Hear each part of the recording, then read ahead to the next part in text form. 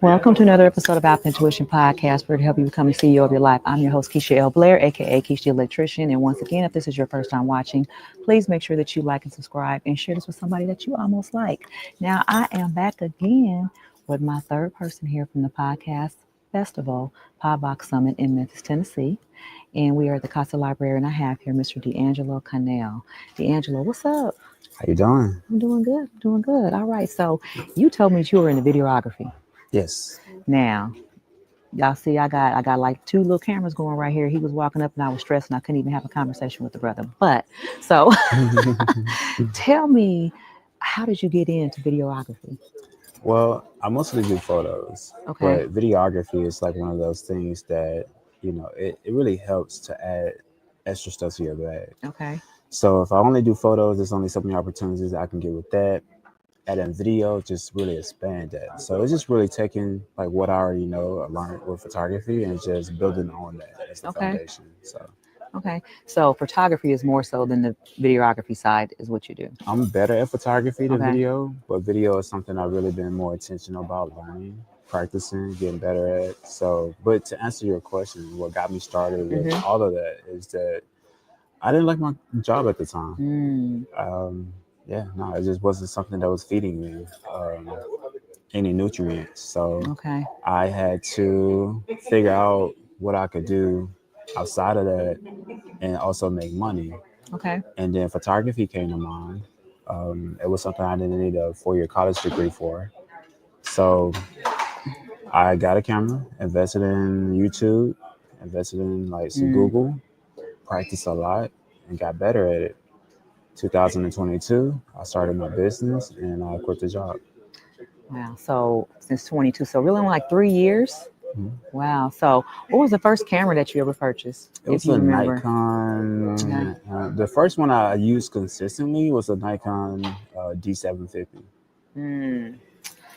Yeah. So, because cameras can be really, really pricey. I mean, even just for personal use, right? So what's the most expensive camera that you purchased? Like $3,900. Wow, that sounds about right. I knew somebody that had one of those $3,900 cameras. It's like, what is different between that one and my iPhone? I mean, so the difference is megapixels. One, typically when you spend more money on cameras, you have certain megapixels that, like your phone might be capped at like 13 or something like that. Your camera, mine has 49 megapixels. Okay.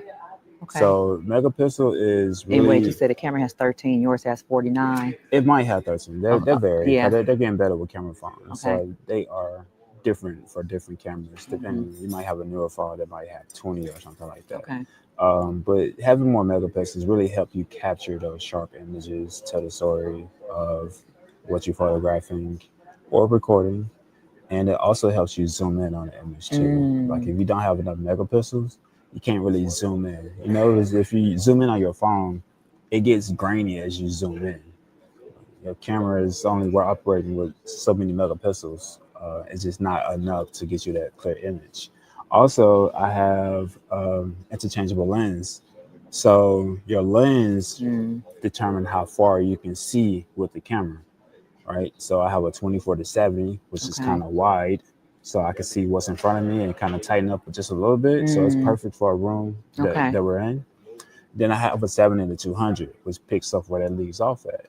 Now that gives you a little more reach. So if your subject is far away, I can zoom in on it without losing clarity in the image. So what about the filter? How important is the filter on a camera? Depends on what look you want.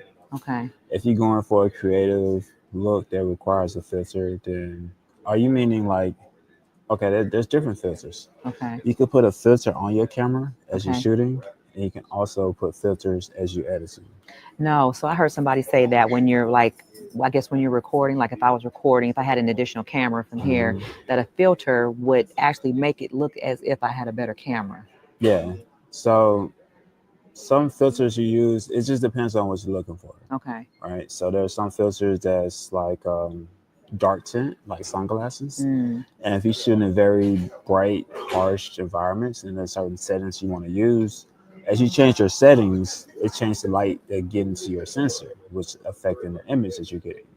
So if you put that ND filter on there, what it's like is like putting sunglasses on there. So you can use certain settings that you typically want to use in the type of lighting. So that's one way to use filters. And also when you're editing, and this is not really a filter per se, it's just really how you manipulate the image. Okay. You just kind of take certain sliders and you just adjust it until you get the look that you want. You can say that as a preset, and that's what filters really are. So when you're on Instagram using filters, those are just presets. Okay. Yeah, I didn't think about that.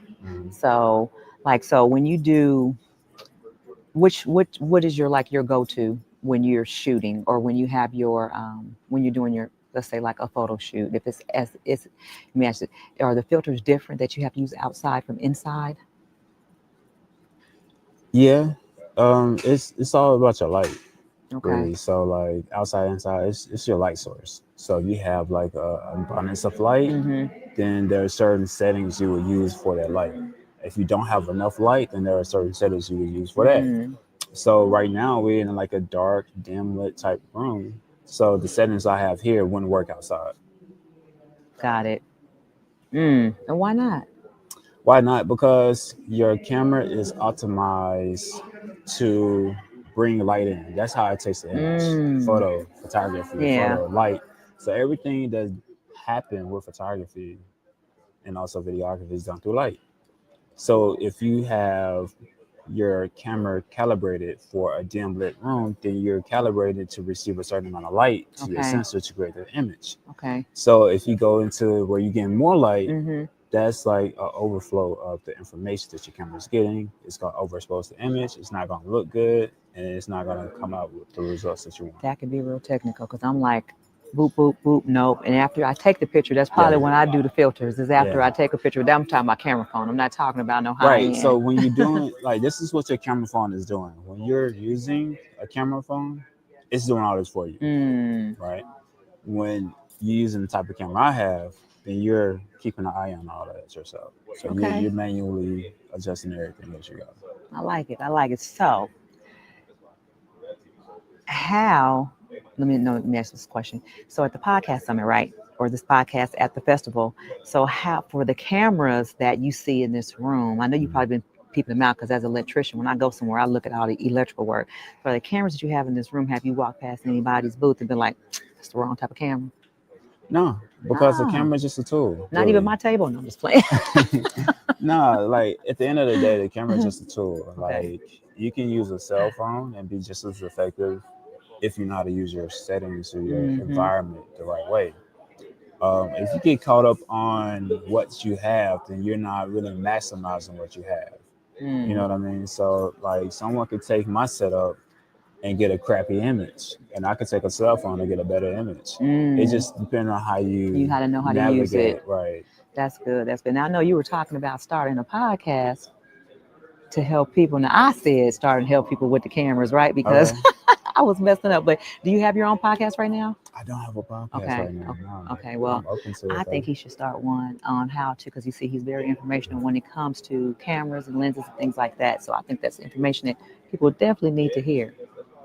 Well, D'Angelo, I want to thank you so much. So tell us how we can find you online. So yes, you can find me on my website, dcthesnapper@gmail. I'm sorry, it's my website, dcthesnapper.com.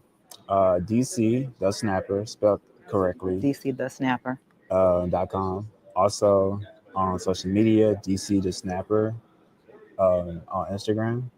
And then also D'Angelo Connell Photography. D'Angelo Connell Photography. Okay, well, I appreciate you for stopping by my table and hanging out with me today on Alpha Intuition. So thank you so very much. And you guys, I'm going to get back upstairs. I think we got John Best with 88.5. I think he's going to be up next. So I'm going to see if I can get him on Alpha Intuition before he leaves today. But once again, if this is your first time watching, please make sure you like and subscribe and share this with somebody that you almost like. I'm going to holler at y'all later. Peace.